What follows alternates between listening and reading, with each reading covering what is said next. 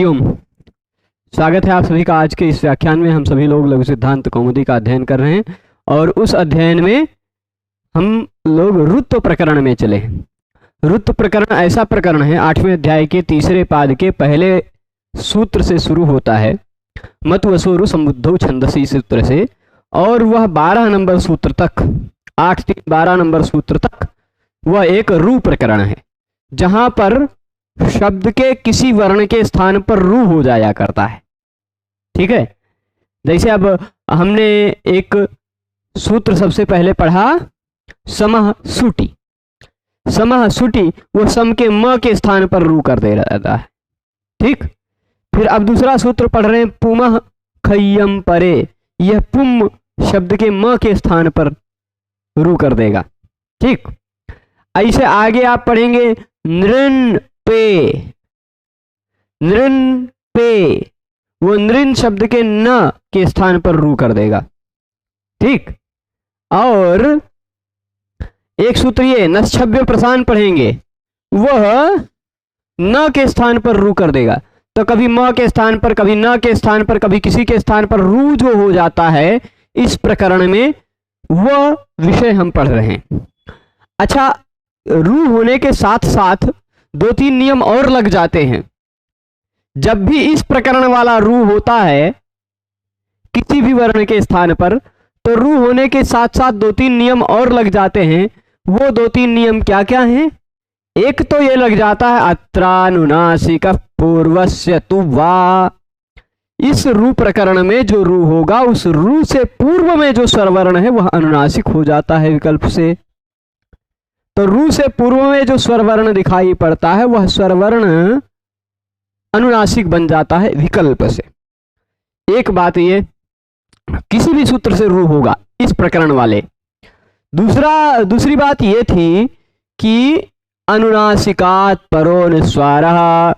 जब अनुनासिक नहीं होगा तो वह जो स्वरवर्ण है उस स्वरवर्ण से पर में अनुस्वार का आगम हो जाएगा। ठीक है, ये दूसरा अनुस्वार वाला भी रूप मिलेगा, अनुनासिक वाला भी रूप मिलेगा, दोनों रूप मिलेगा ना। अच्छा, जो रू हुआ उस रू का क्या करना है? तो तीसरा नियम लगाया था हमने, खर अवसानयोर विसर्जनीयः। खर और अवसान यदि पर में हो तो र के स्थान पर विसर्ग हो जाता है, ये भी जाना था। पर उसी विसर्ग के स्थान पर सम पुम का नाम सो वक्तव्य। सम पुम का नाम सो वक्तव्य। सम का हो या पुम का हो या कान का हो रू, तो उस रू का विसर्ग हुआ हो तो उस विसर्ग के स्थान पर हो जाता है स। ठीक, तो ये सारा नियम पढ़ के हमने कल सिद्ध किया था क्या? संस्कर्ता और अनुस्वार वाला संस्कर्ता दोनों सिद्ध किया था ना, बन गए थे। अब आते हैं हम पुमः खय्यम परे। पुमः खय्यम परे, इस सूत्र की भूमिका कल के व्याख्यान में हमने बना दी थी, पर थोड़ा सा विस्तार से इसको आज देख लेते हैं और इसके सभी पक्षों को जितना मेरी बुद्धि में है उतना मैं आप सब तक पहुंचाने का प्रयास करता हूं। तो पुमः खय्यम परे, इस सूत्र में आप देख रहे होंगे कि दिखाई पड़ रहा है आपको पुम। क्या दिखाई पड़ रहा है? पुम। पुम एक शब्द है। पुम क्या है? एक शब्द है जिसका अर्थ होता है पुरुष। ठीक, पुम तो पुल्लिंग वाला पुम, पुल्लिंग में भी पुम लिंग, पुम ही है। ठीक, तो पुम शब्द के बाद खय हो, खय क्या होना चाहिए? खय, पर खय साधारण ना हो, अम परे। यहां खय्यम परे जो लिखा हुआ है वह मूलतः खयी अम परे है। क्या है? खयी अम परे। तो अम परक खय हो। अम का मतलब आप जानते हैं, अ इ उ ऋ लृ ए ओ ऐ औ ह य व र ल य म ग न न। ठीक, यह 19 वर्ण है अम। और खय का मतलब आप जानते हैं 10 वर्ण, ख फ छ ठ थ च ट त क प, ये खय है। तो खय हो क्या पुम शब्द के बाद हो खय और खय के बाद हो अम। सूत्र में जिस सीरियल से लिखा है पुमः खई अम परे, पुम हो पहले फिर खय हो फिर अम हो। ऐसी स्थिति में पुमः में लगा हुआ है षष्ठी और मत वसोरु संबुद्धौ छंदसी, इस सूत्र से अनुवृत्ति आ रही किसकी, रू की। तो पुम के स्थान पर हो जाएगा रू, पुम के स्थान पर हो जाएगा रू, यदि उसके बाद में खय हो और खय के बाद में अम हो तो। ठीक है, यही तो सूत्र का अर्थ निकला। अब पुम के दो दो स्टेप समझ रखा, दो दो स्टेप की अपेक्षा रखता है। अभी मैं आपको दिखाऊंगा खय होगा पर अम नहीं होगा तो भी ये नियम नहीं लगेगा, अम होगा पर खय नहीं होगा तो भी ये नियम नहीं लगेगा। ठीक, वो दिखाएंगे। तो यहां समझिएगा, पुम के स्थान पर रू हुआ ये नियम लगा, पर पुम के स्थान पर यहां पुमः में लगी है षष्ठी विभक्ति। षष्ठी निर्दिष्टो अंत्यस्याल आदेश स्यात्, ऐसा अलंत्य सूत्र ने कहा है कि षष्ठी विभक्ति के द्वारा, ये रहा षष्ठी विभक्ति, षष्ठी विभक्ति के द्वारा कोई आदेश हो रहा है तो वह आदेश कहाँ होगा, अंत्यस्य अलः, अंतिम वर्ण के स्थान पर होगा। तो आदेश अब कहाँ होगा, पुम में जो अंतिम वर्ण है म, उसके स्थान पर हो जाएगा आदेश, है ना। अंतिम वर्ण क्या है, म के स्थान पर हो जाएगा रू। ठीक, तो उदाहरण से देखते चलते हैं।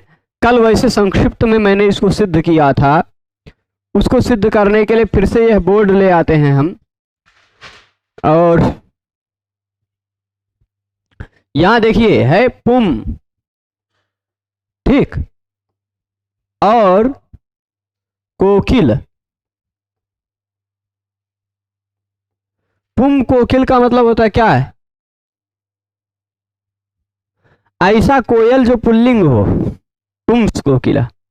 ठीक, वैसे कोकिल कह देंगे तो कोकिल और कोकिला दोनों शब्द का बोध होता है एक से, है ना, पर क्योंकि ये जाति सूचक शब्द है। तो ऐसे कोकिल की बात कर रहे हैं जो कोयल तो हो पर पुल्लिंग वाला कोयल हो, पुंस कोकिल। अथवा कुछ लोग ऐसा भी अर्थ लेते हैं जो पुरुष है कोयल की तरह, पुमान कोकिल इव। अब अर्थ की तरह वैसे कहने ले जाएंगे तो ऐसा पुरुष जो कोयल की तरह हो, तो वो दूसरा वाला अर्थ भी ले सकते हैं, पर कोयल की तरह हो किस में वो थोड़ा अध्याहार लेना पड़ेगा, थोड़ा कठिन अर्थ, कष्ट कल्पना इत्यादि होने लग जाएगी। तो सामान्यतः पुम कोकिल ऐसी स्थिति है। देखिए यहाँ पुमा दिखाई पड़ रहा है कि नहीं, पुम दिखाई पड़ा, ये रहा पुम, उसके तुरंत बाद ये रहा खय, खय में आता है ना खफ छठ थ चट त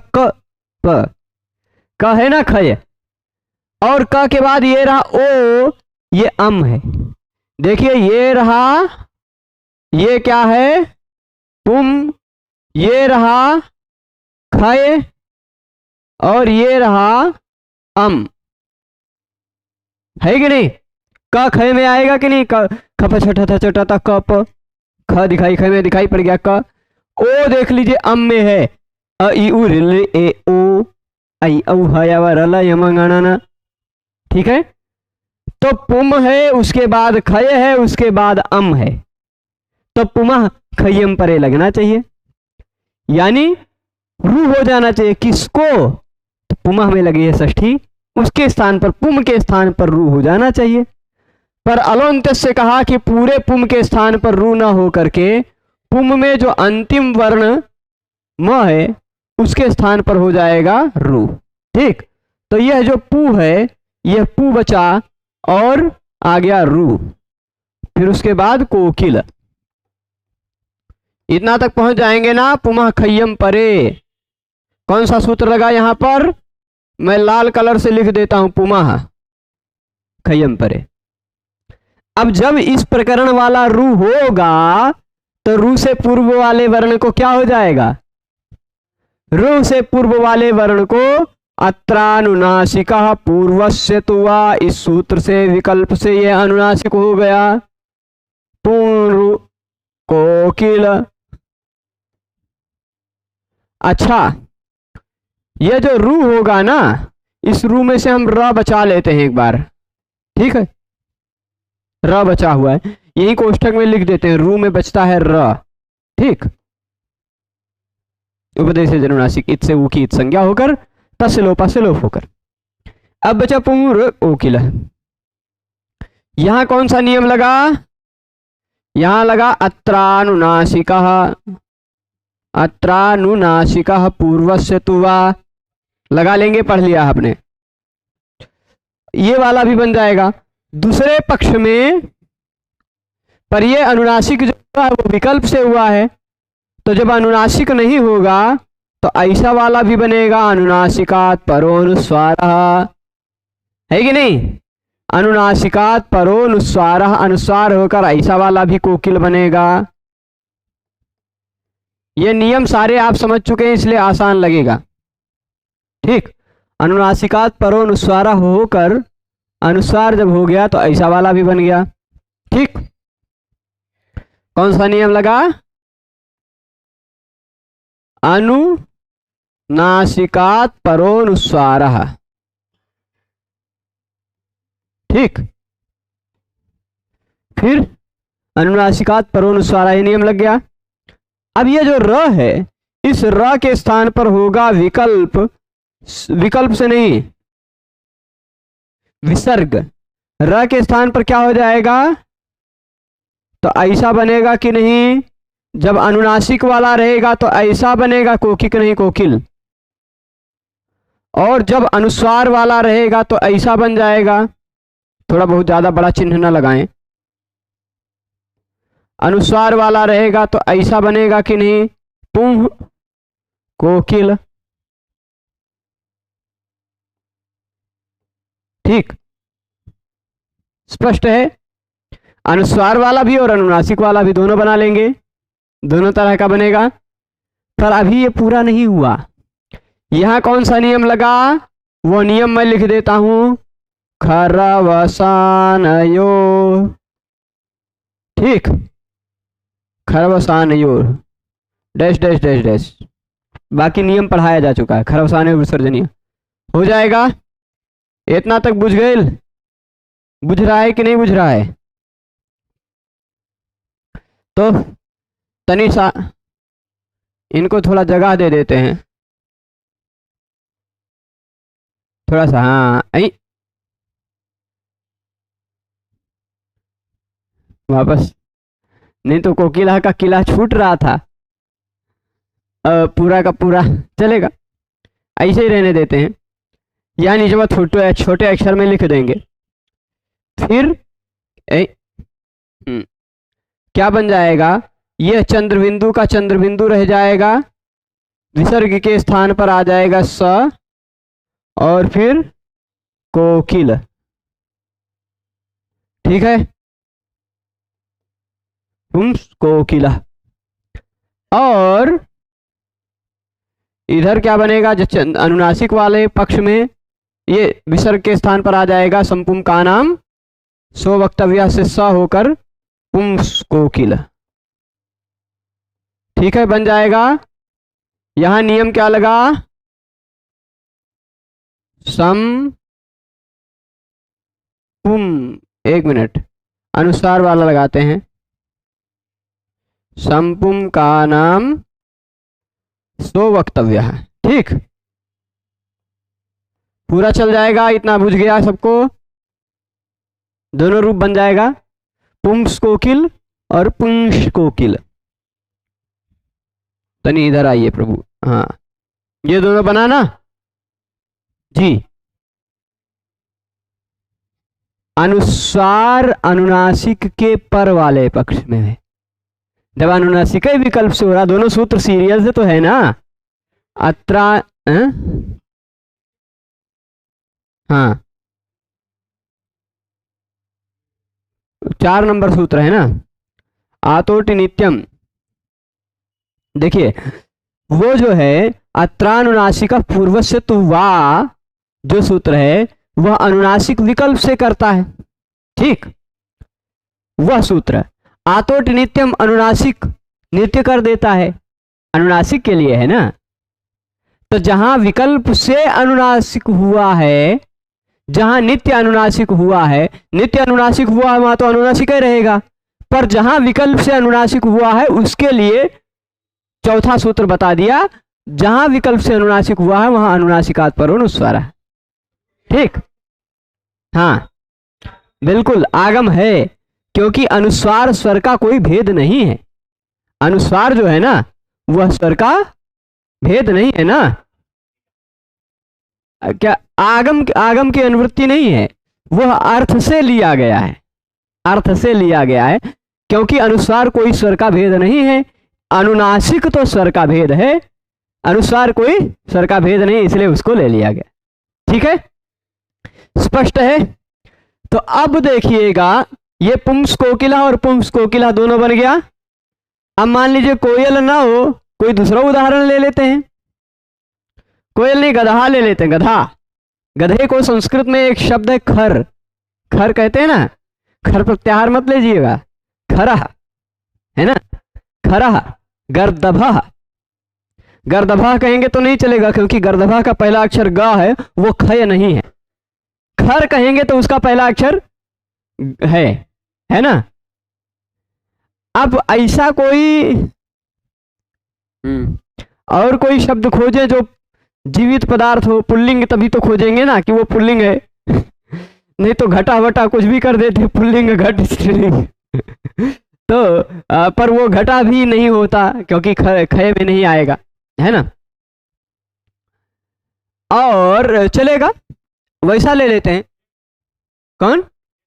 खीव राजा है नहीं, चंचल ले लेते हैं। चंचल, चंचल का च भी तो खर है, खय है, और उसके तुरंत बाद अम है, तो पुंस चंचला बना सकते हैं आप। ठीक, पर अभी हम चंचल वंचल न लेकर के खर लेते हैं गधे को। ऐसा है, मान लीजिए पुम है, उसके बाद है क्या? खरा। अब पुमा खय्यम परे यहां लगना चाहिए कि नहीं लगना चाहिए? ये देखिए, ये रहा पुम, ये रहा खय, और उसी में ये रहा अय अम। पुम है, उसके तुरंत बाद खय है, उसके तुरंत बाद अम है, तो पुमा खय्यम परे लगा। उसने कहा पुम के स्थान पर कर दो रू, पुम के स्थान पर कर दो रू, पर पुमा खय्यम परे सूत्र में पुम में लगा हुआ है षष्ठी विभक्ति लगी। तो षष्ठी विभक्ति के द्वारा कोई कार्य का निर्देश किया जाता है, वह अंतिम के स्थान पर होता है, ऐसा अलोन्त्यस्य ने कह दिया। तो अलोन्त्यस्य की स्पष्टता के कारण पता चला आपको कि पुम में जो म है उसके स्थान पर आप कर दीजिए रू।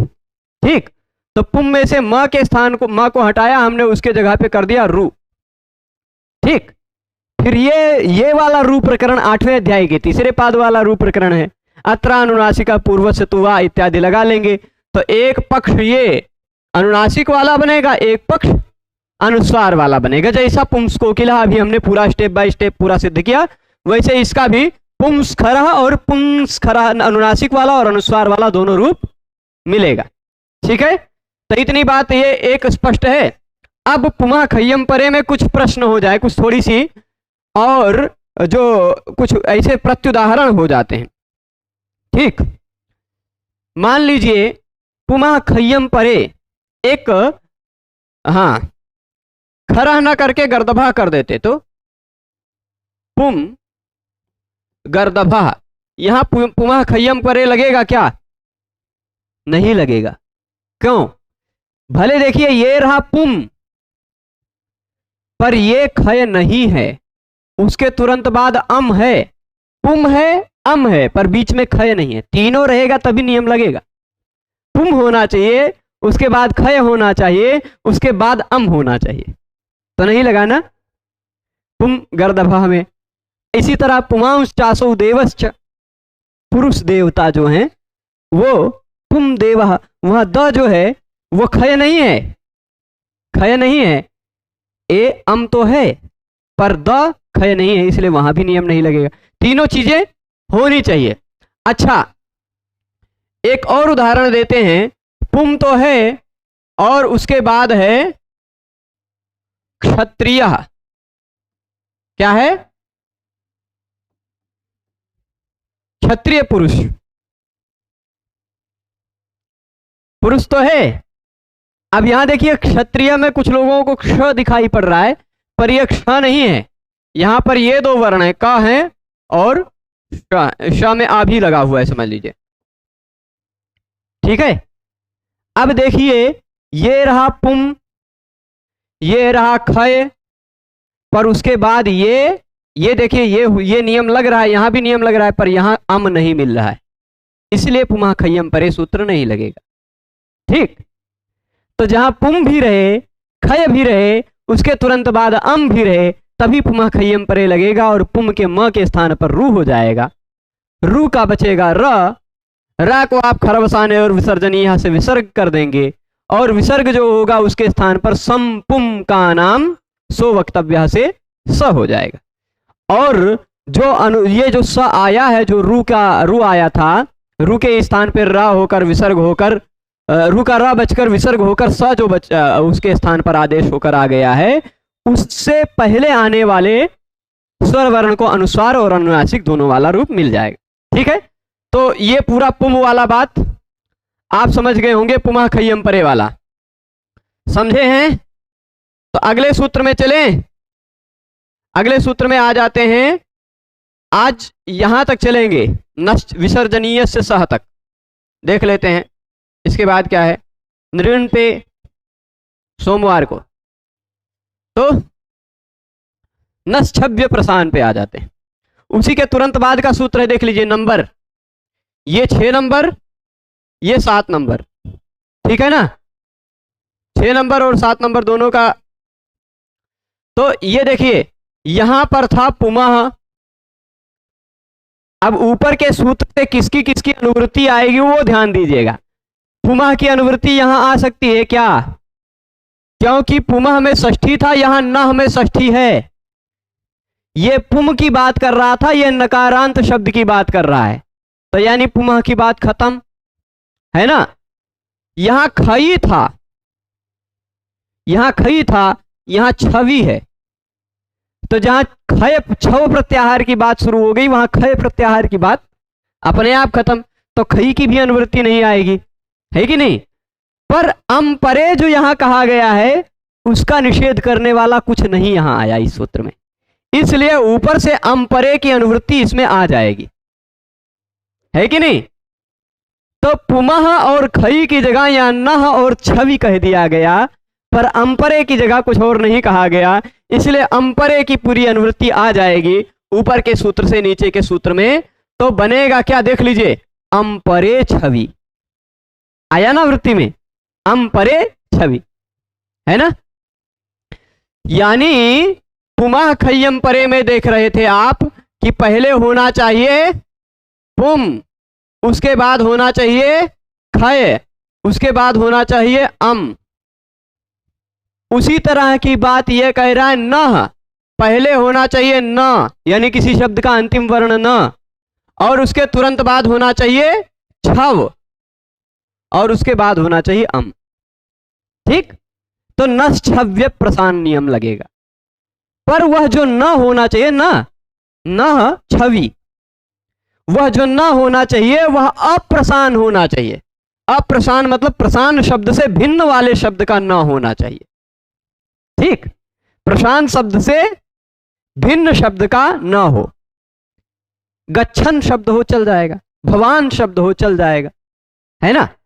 किसी भी शब्द का न चलेगा प्रशांत शब्द के सिवाय। ठीक। यह पूरा नश्छव्य प्रशांत सूत्र का अर्थ निकला। तो ऐसा समझिएगा, ऐसा शब्द हो जिसका अंतिम वर्ण हो न, उस न के तुरंत बाद आ रहा हो छव, छवि में कौन सी विभक्ति लगी है, तो कार्य जो होगा वह किसके स्थान पे होगा, छव से पूर्व वाले वर्ण के स्थान पर होगा। तस्मिन् निति निर्दिष्टे पूर्वस्य, तो छव से पूर्व वाले वर्ण के न के स्थान पर कार्य होगा। ठीक। तो न के स्थान पर, अच्छा ऊपर से मतवसौ रू संबुद्धौ छंदसी, इस सूत्र से रू की अनुवृत्ति आ रही है, उसको भी तो रोकने वाला कुछ नहीं है, तो रू की तो अनुवृत्ति आएगी ही। तो नकारांत शब्द हो, उसके तुरंत बाद छव हो, और उसके तुरंत बाद अम हो, तो नकारांत शब्द के स्थान पर रू हो जाता है। अलोन्त्य से कहेगा कि अंतिम वर्ण के स्थान पर रू हो जाएगा। ठीक है, तो पर वह शब्द प्रशान से भिन्न होना चाहिए, अप्रशान होना चाहिए। ठीक, प्रशान एक शब्द है मान लीजिए, ठीक, एक कोई शब्द है प्रशान, वो शब्द नहीं होना चाहिए, उसमें भी तो अंत में न आ रहा है, पर उससे भिन्न कोई शब्द हो जिसमें अंत में आ रहा हो न। ठीक, अभी प्रशान वाला उदाहरण यहां आएगा, प्रशान तनोति उदाहरण आएगा तो बताया जाएगा। ठीक, अब जैसे देखिए यहां क्या हो गया, उदाहरण देखते हैं। उदाहरण क्या है, देखिए लिखा है, वृत्ति पढ़िए, अम परे छवि, यानी ऐसा छव हो जिसके पर में अम हो, ऐसा छव प्रत्याहार का वर्ण हो जिस छव प्रत्याहार के वर्ण के तुरंत पर में अम हो। तो अम परक छव प्रत्याहार के वर्ण से पूर्व में आने वाले नकारांत शब्द के स्थान पर रू हो जाता है। यहां पदस्य षष्ठी लगा हुआ है, उसी का अर्थ के स्थान पर। यह बात मैं बार बार बता चुका हूं, जहां भी षष्ठी विभक्ति लगा हो उस षष्ठी को हटाकर के स्थान पर ऐसा ले लीजिए अर्थ।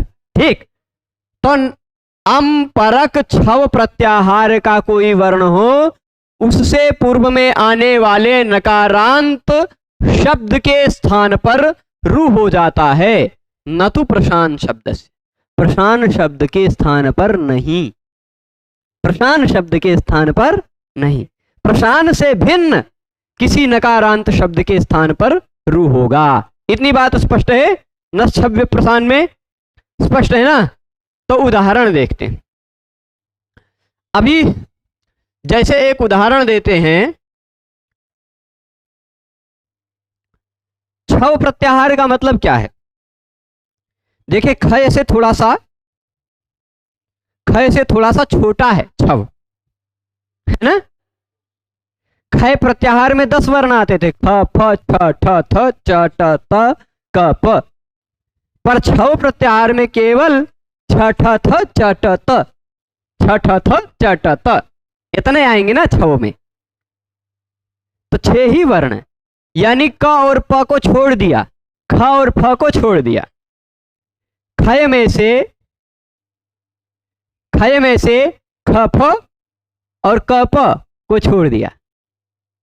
ठीक है, थोड़ा इसमें और गहराई में जाएं तो आप समझेंगे कि छव प्रत्याहार और खय प्रत्याहार बनाने के लिए पाणिनि जी ने या भगवान माहेश्वर जी ने सूत्रों में वर्णों के क्रम में कैसा परिवर्तन किया है, गजब का। ठीक, सूत्रों में वर्णों के क्रम में परिवर्तन किया है। आप थोड़ा सा मैं माहेश्वर सूत्र में चला चलूं। ठीक, माहेश्वर सूत्र में आप रहस्य जानेंगे एक नई बात, तब आप जानेंगे कि छव प्रत्याहार और खय प्रत्याहार बनाने में गड़बड़ी आती यदि सूत्र का क्रम बदले होते। आप देखिए, व्यंजनों में सभी व्यंजनों को बताने के लिए सूत्र क्या है, या म ङ, यहां से वर्गीय व्यंजनों को ही मैं देखते चल रहा हूं। हयवरट से शुरू हुआ व्यंजन का निरूपण, हय वर ल, या म ङ ण न। ठीक, उसके बाद झ भ घ ढ ध। आप देखते जाइए, जिस वर्ग का पहले अंतिम वर्ण कहा है उसी वर्ग का चौथा वर्ण कहते जा रहे हैं, उसी सीरियल से। पहले यहाँ था तो पहले झ आया चौथे वर्ण में, म था तो भ आया उसी से पहले वाला वर्ण, फिर ङ था तो घ आया, है ना, ण था तो ढ आया और न था तो ध आया, है कि नहीं, उसी सीरियल से। और उसी सीरियल से आगे देख लीजिए, ज ब ग ड द आया कि नहीं, जब ग ड द आया उसी सीरियल से। यानी तीसरा चौथा और पांचवा वर्ण तो उसी सीरियल से कहा, पर पहले दूसरे वर्ण में सीरियल बदल दिया। आप देखिए, अब ख फ छ ठ थ चटतों में ख देखिए तो इस वर्ग का नहीं है ना। ख और फ सबसे पहले कह डाला और उसी के बदले देखिए मैं यहां लिखता हूं, कहां गया, ख किधर का होगा, इधर का, ख और फ सबसे पहले कह डाला, उसी तरह का और प सबसे बाद में कह डाला, है ना। पहले दूसरे वर्णों को जब शुरू किया तो ख फ छ ठ थ च ट त क प। अब बीच में जो 6 वर्ण हैं, अब देख लीजिए, अगर इसको उसी सीरियल से रखते तो ख प्रत्याहार बनाने में तो कोई दिक्कत नहीं आती, है ना। उसी सीरियल से रखते, मान लीजिए पाणिनि जी ख फ छ ठ थ च ट त, वो सूत्र ना होकर इसी सीरियल वाला सूत्र होता। ज से पहले क्या आता है? छ। ज से पहले छ आता है ना। ब से पहले क्या आता है? फ आता है। और ग से पहले ख आता है। ठीक, अभी देखिएगा, इससे ड से पहले आता है ठ, और इधर द से पहले आता है थ। फिर इधर आप देख लीजिए च प, और फिर उसके बाद इधर क, और फिर उसके बाद ट, और इधर त। इसी सीरियल से रखते सब। तो सूत्र क्या बनाते? वो ख फ छ ठ थ च ट त ना बनाकर छ फ ख ठ थ च प कौ, ऐसा सूत्र बनाते, है ना। और फिर उसके बाद टतय, कपय की जगह टतय बना देते, है ना। ऐसा सूत्र होता, उसी सीरियल से होता तो दिक्कत क्या आती? छव प्रत्याहार में जो वर्ण अब आ रहे हैं वो ना आते, कुछ दूसरा ही आता। छव प्रत्याहार शुरू होता तो पता चलता छव में जो नहीं जरूरत है वो भी वर्ण आ जाते, है कि नहीं। और उसी तरह खय प्रत्याहार, तो मान लीजिए खय ना होकर क्षय प्रत्याहार बना देते तो दिक्कत होती ना कुछ कुछ। इस कारण केवल इन्हीं 2 वर्णों में सीरियल बदला है। ठीक, छठ, और पर बीच में जो 6 वर्ण है छ ठ थ च ट त, छ ठ थ च ट त, उसी सीरियल से, खाली ख फ क प को ही बदला है सीरियल से। ठीक है, ये बीच में अभी प्रसंग से आ गया मन में विषय, तो आप सबको बता दिए। तो अब देखिए यहां पर अम परे छवि, ये हो गया था ना, अम परे छवि नान्तस्य पदस्य रुः। उदाहरण देखते हैं, उदाहरण पे आते हैं। मान लीजिए शब्द है एक चक्रिन, यह नकारांत पद है कि नहीं? चक्रिन। जब ग्राह ने हाथी को पकड़ा होगा ना, या कोई फंसा होगा मजबूरी में अपने, तब चक्रिन को बुलाया होगा, चक्रिन, हे चक्रधारी आओ बचाओ, है ना। तो चक्रिन त्रायस्व, त्रय रक्षणे, रक्षण अर्थ वाला धातु त्रायस्व का प्रयोग किया। ठीक, चक्रिन त्रायस्व, हे चक्रधारी रक्षा करो। अब आप देखिए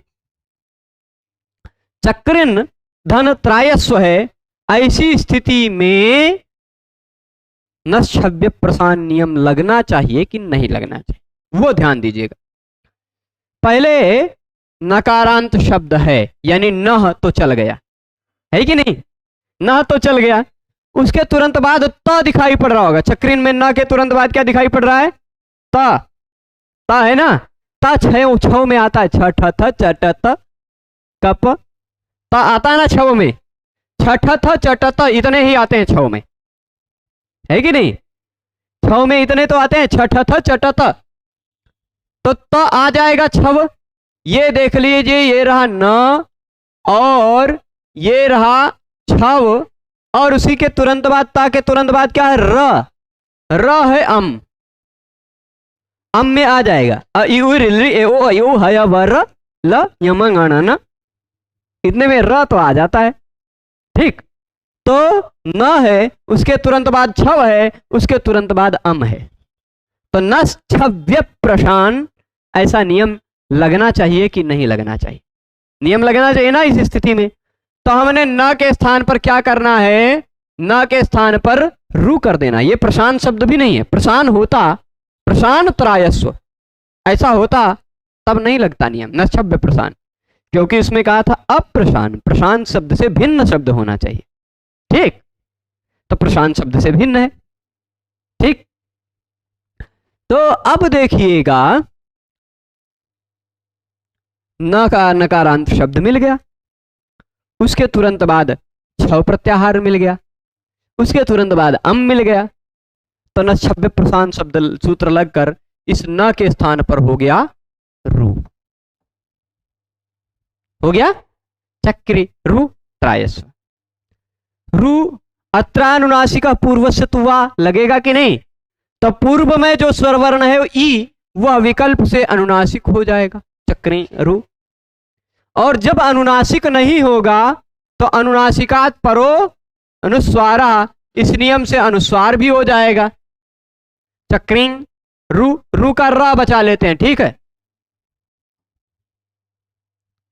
दोनों तरह का बना, दोनों तरह का सबके मन में बन रहा है ना। अब फिर इसके बाद त्रायस्व तो ये है वैसे का वैसा, त्रायस्व, ठीक। अब चक्री र त्रायस्व, इसमें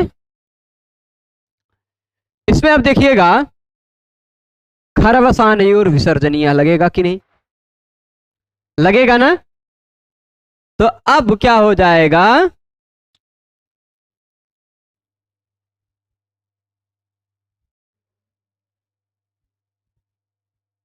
विसर्ग हो गया कि नहीं? क्योंकि तुरंत बाद में जो त है वो खर में आता है, खप छठा चटता कप है ना, त खर में आता है, तो खरवसाने और विसर्जनीय नियम लगेगा, ठीक। खरवसाने और विसर्जनीय नियम लगेगा तो विसर्ग हो जाएगा, लगेगा।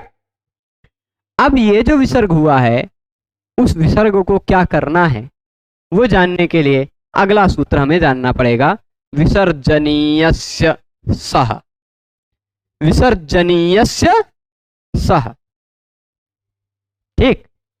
जरा इस सूत्र से पहले वाला सूत्र निकाल कर देखिए आप, इस सूत्र से पहले वाला सूत्र निकाल कर देखिए, आपको मिलेगा कहीं, मैं ऊपर कहीं खरीचा दिखाई पड़ रहा है, कहीं खरी तो होगा ही। विसर्जनीय से सह 8-3-34 से पहले 8-3, हाँ खरीचा तो चौथे पाद में, पर यहां कोई ना कोई खरी की अनुवृत्ति आती है, हम जैसे देख लेते हैं। 8वें अध्याय के सूत्र हमें नहीं याद हैं,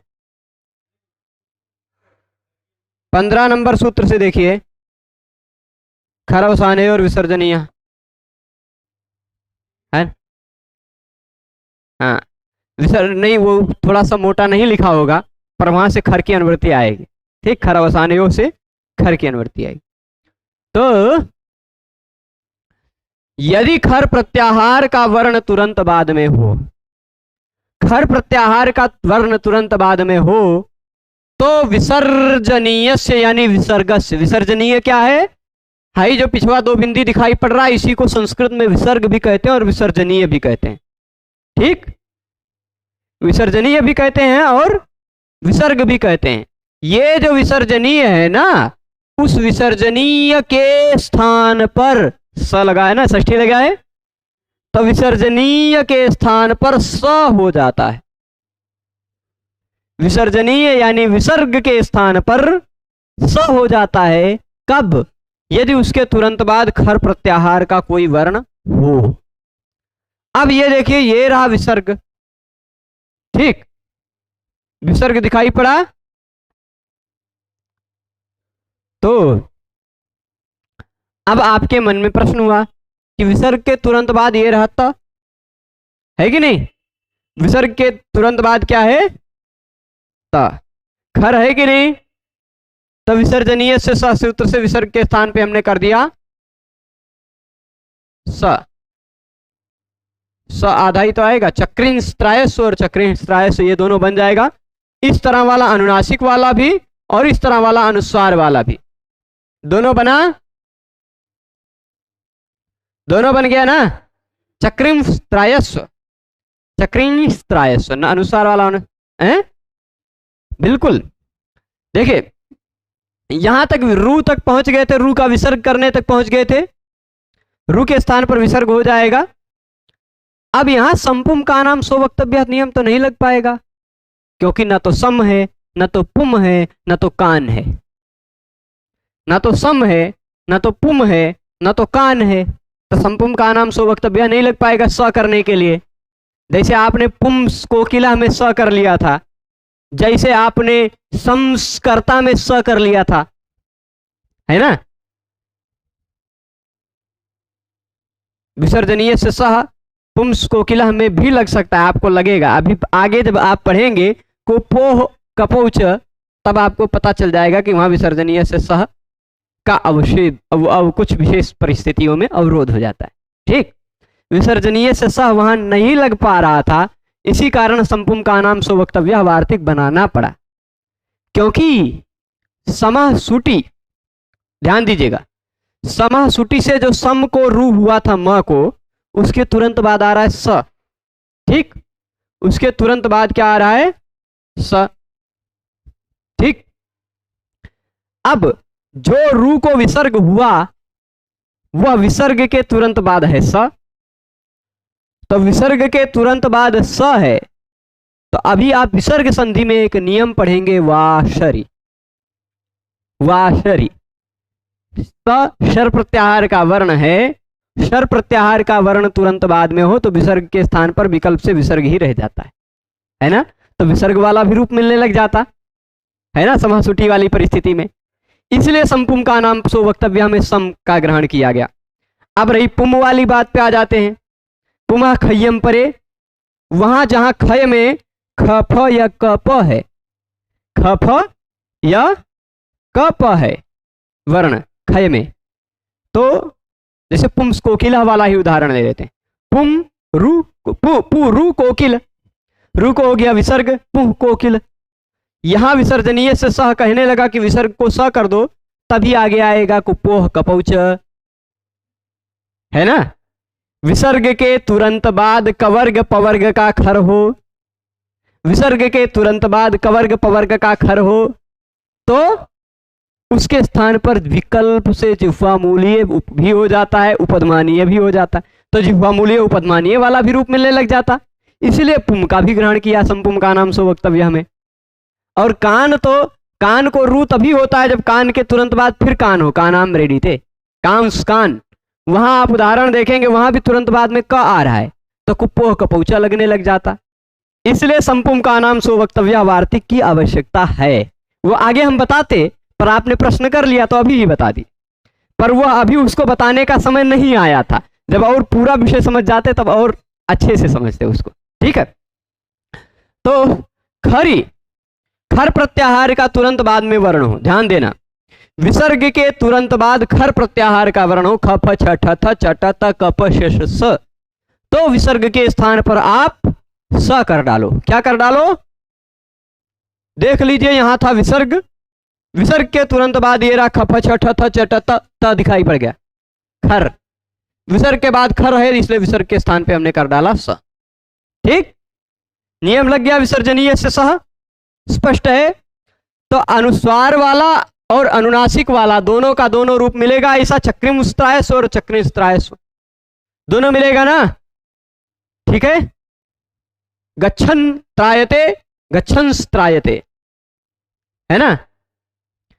और उदाहरण दे दें, विहाय कामान यस सर्वान पुमांस चरति निस्पृहा, विहाय कामान यस सर्वान पुमांस चरति, पुमान धन चरति, पुमान धन चरति, यही चक्रिन जैसे था वैसे पुमान है, पुम नहीं है। पुम और पुमान में अंतर है भैया, ध्यान दीजिएगा।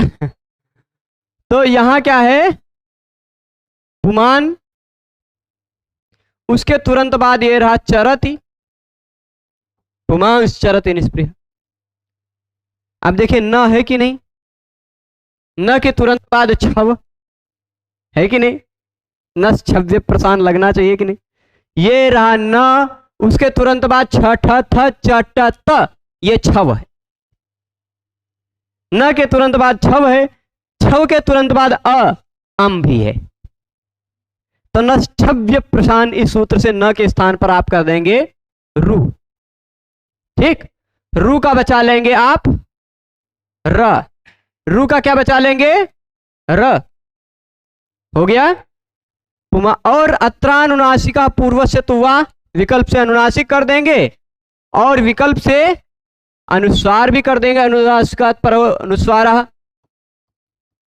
ठीक, ये दोनों तरह का बना अभी तक। खरवसाने और विसर्जनीय से र को विसर्ग कर लेंगे कि नहीं, र को विसर्ग कर लेंगे तो पुमा चरती। ठीक, ये विसर्ग वाला पहुंच गया। यहां संपुम का नाम सोर वक्तव्य नहीं लगेगा क्योंकि ये पुम नहीं है, पुमान है ना, तो विसर्जनीय से सह लग जाएगा। भाई विसर्ग के तुरंत बाद अगर आपको खर दिखाई पड़ता हो, विसर्ग के तुरंत बाद खर दिखाई पड़ता हो तो विसर्ग के स्थान पर स हो जाता है, हो जाता है कि नहीं। तो ये रहा विसर्ग, उसके तुरंत बाद ये रहा खर, खप छठ चट तक इसमें खर में आ जाता है ना। ये रहा विसर्ग, उसके तुरंत बाद ये रहा खर, तो विसर्ग के स्थान पर क्या हो जाएगा, ए भाई मिटो मत। ठीक, ये देख लीजिए पुमांस चरती। ठीक, अब बताइए यहां पर एक नियम आप विसर्ग संधि का पहल का नियम हुआ पढ़े हैं, स्तोह चुना चुह, ये एक और स्टेप में चला गया है ना।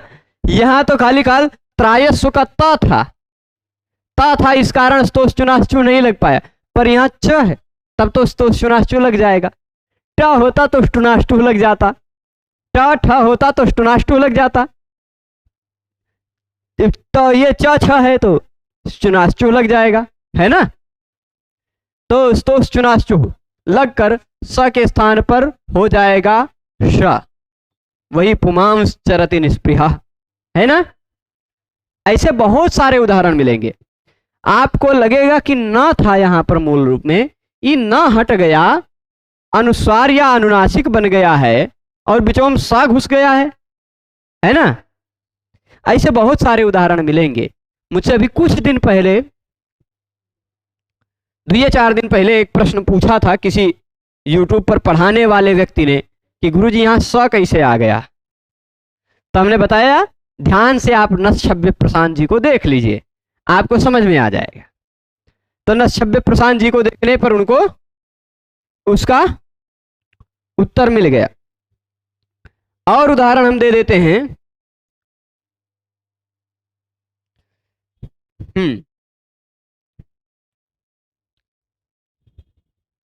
उदाहरण देखिए, एक उदाहरण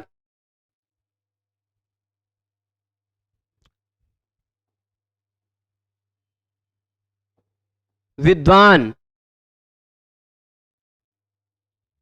ठीक, विद्वान, फिर उसके तुरंत बाद छव रखते हैं, न तो आ गया, न तो आ गया ना, फिर छव आना चाहिए, छठथ चटत, छठथ चटत। ठीक, अब विद्वान छलम न करोती ऐसा कहना चाहे तो कर सकते हैं, है ना, विद्वान उस छलम न करोती ऐसा बना सकते, पर वो छल वाला नहीं रखते हैं, छल कपट वाला, तो कुछ दूसरा तथा, तथा खाली रख देते हैं। ठीक, तो अब देखिए ये रहा न के तुरंत बाद ये रहा छव, ता छव में आता छठथ चटत। ठीक, तो उसके तुरंत बाद अ है ना, तथा है या तत्र है, तस्मिन, यस्मिन् यथा वर्तते यो मनुष्यः तस्मिंस्तथा वर्तितव्यं सधर्मः, तस्मिंस्तथा, है ना। तो यहां भी वही नियम लगा है, नच्छब्य प्रशांत पूछ लिया तस्मिन तथा, अब तस्मिन नकारांत मिल गया, तथा का त छव, उसके तुरंत बाद अम। ठीक, तो यहां देखिएगा न के स्थान पर आप कर लीजिएगा रू का बचेगा र, है ना, रू का क्या बचेगा र, उसके स्थान पर हो जाएगा विसर्ग, ऊपर अनुनासिक और अनुस्वार दोनों वाला मिल जाएगा, और विसर्ग का विसर्जनीय से स से आप स कर लीजिएगा।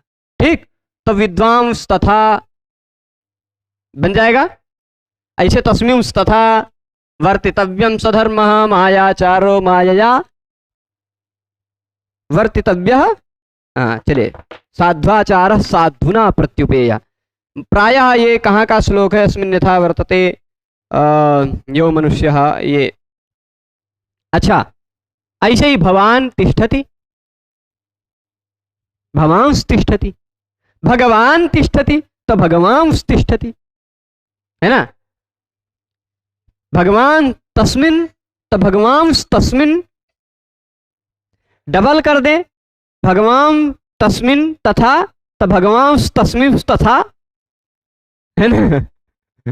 ऐसे करते जाइए आप। कहीं भी न हो, न के तुरंत बाद छव हो, छव के तुरंत बाद अम हो, तो न के स्थान पर रू करके, और रू से पहले आप अनुस्वार अनुनासिक दोनों करके, रू को विसर्ग करके, विसर्जनीय से स करके बना सकते हैं।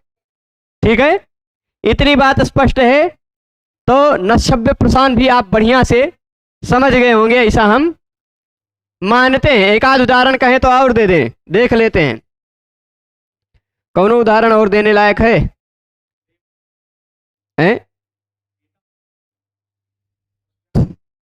हाँ, पश्यामि देवांश तव देव देहे, सर्वांश तथा, सर्वान तथा सर्वांश तथा, देवांश देवान तव देवांश तव, है ना? तो अब थोड़ा सा, हाँ, भगवान ठक्कुरः, भगवान ठक्कुरा, ठाकुर भगवान मानते हैं ना लोग? ठाकुर जी, हमारे ठाकुर जी, ठाकुर जी को संस्कृत में ठक्कुर कहते हैं। ठीक, तब भगवान ठक्कुर। अब भगवान है, उसके तुरंत बाद ठक्कुर का ठ जो है वो छव है, छ ठ थ च ट त, है ना?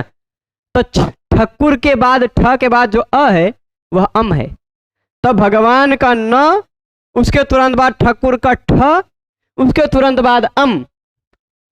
तो नश्यव्य प्रसान, इस नियम से भगवान के न को रू कर दिया, रू का र बचा, र को विसर्ग किया, विसर्ग के स्थान पर स कर दिया, भगवांश ठक्कुरा, अनुस्वार और अनुनासिक दोनों वाला, भगवांश ठक्कुरा बनने लगा। स को ष्टुनाष्टो नियम लगकर मूर्धन्य श भी हो जाए।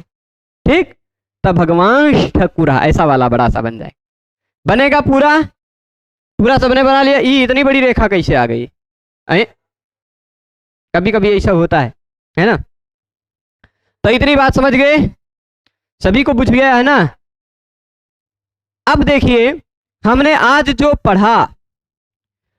पढ़ा उसको थोड़ा सा समरी में, सार रूप में एक दी बता दें। अच्छा, इसके बाद देख लें चलने लायक है कि नहीं चलने लायक है। विषय से संबद्ध ही है। अभी तो देखिए एक उपो को पहुंचा, तो अभी देखिए ये रू और रू करने वाला विषय देखिए, यहां 12 नंबर सूत्र तक चलेगा, मैंने बताया था, है ना? का नाम रेडिते तक। और फिर उसके बाद खाली 2 ही सूत्र अलग विषय के बचेंगे, तुक वाले। ठीक, बाकी अभी ये रू करने वाला ही पूरा नियम चलेगा। बाकी केवल रू ये करेगा, रू के स्थान पर रू से पहले आने वाले वर्ण को आप अनुस्वार करेंगे, अनुनासिक करेंगे। अत्र अनुनासिका पूर्व से तुआ से अनुनासिक कर देंगे, और अनुनासिका परोनुस्वारा से अनुस्वार भी कर देंगे, विकल्प से दोनों चीजें अनुस्वार का आगम करेंगे। और फिर जो रू हुआ है उस रू के र को विसर्ग भी कर लेंगे, विसर्ग भी कर लेंगे। क्यों कर लेंगे? क्योंकि जहां जहां भी रू हो रहा है, चाहे आप समास सुटी से ले लीजिए, जितना भी रू करने वाला सूत्र अभी तक आप देखें, समास सुटी, वह रू करेगा तब जब बाद में होगा सुट, सुट का स खर में आता है, विसर्ग होगा ही खरवसाने और विसर्जनीय से, है ना? आपने देखा पुमः खय्यम परे, पुम को रू करेगा पर तुरंत खय होना चाहिए, खय है यानी खर भी है कि नहीं? जो जो खय है वो खर तो ये है कि नहीं? तो खरवसाने और विसर्जनीय वहां भी लगेगा। नश्यव्य प्रसान आपने देखा, रू कब करेगा? तुरंत बाद में छव होना चाहिए, तो जो छव है वो भी खर है, खर में ही तो छव आता है। छव में खाली छठा चटता आता है, पर खर में तो 13 आ जाते हैं। ठीक, अभी आप आगे रू करने के लिए नृन पे सूत्र पढ़ेंगे, वो नृन को रू करेगा, तुरंत बाद में प होना चाहिए, प भी तो खर में आएगा, वहां भी विसर्ग होगा। कानाम रेडिते पढ़ेंगे, कान के बाद कान हो तो फिर भी न को रू हो जाता है, तो वहां भी क तो रहेगा, वो भी खर में तो आएगा ही। यानी जहां भी आपको रू करने को मिलेगा इस रू प्रकरण में, वहां रू के र को आप विसर्ग करेंगे ही, और खर है इसलिए विसर्जनीय से स भी कर लेंगे। या जहां विसर्जनीय से सह की प्रसक्ति नहीं है, उसको रोकने के लिए कुप्पो कपौचा या अन्य कोई नियम आ जाते हैं, वहां आप काना संपुम का नाम सो वक्तव्य से स कर लेंगे। यानी न या म के स्थान पर रू होगा, और उस रू के कारण पूर्व में अनुनासिक या अनुस्वार आएगा, और उस रू के स्थान पर विसर्ग होकर स वाला रूप दिखाई पड़ेगा। ठीक है, यही तो पूरा सारांश है। तो आज जो पढ़ा हमने पुमः खय्यम परे, वो कहता है पहले होना चाहिए पुम, उसके तुरंत बाद होना चाहिए खय। पहले होना चाहिए क्या? पुम, उसके तुरंत बाद होना चाहिए खय, और उसके तुरंत बाद होना चाहिए अम, तब पुम के म को रू हो जाता है। ठीक, वो पुम्स कोकिला, पुम्स खरा, है ना, इत्यादि उदाहरण हमने देखे। फिर उसके बाद हमने देखा न शब्द प्रसान, न हो शब्द का अंतिम वर्ण, और उसके तुरंत बाद छव हो, छव के बाद अम हो, तो न के स्थान पर भी रू हो जाता है, ये भी हमने देखा। ठीक, तो कई उदाहरण, तस्मिन तथा चक्रिन त्रायस्व।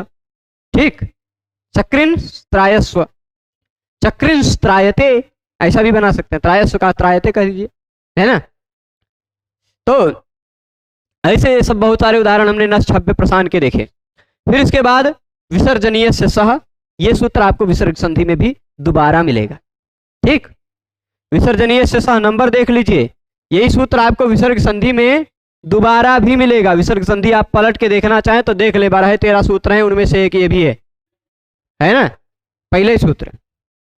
ठीक, नंबर भी यही है, आप देख लीजिए 8-3-34, उसमें भी वो भी कहेगा खर पर में हो तो विसर्ग के स्थान पे स हो जाता है।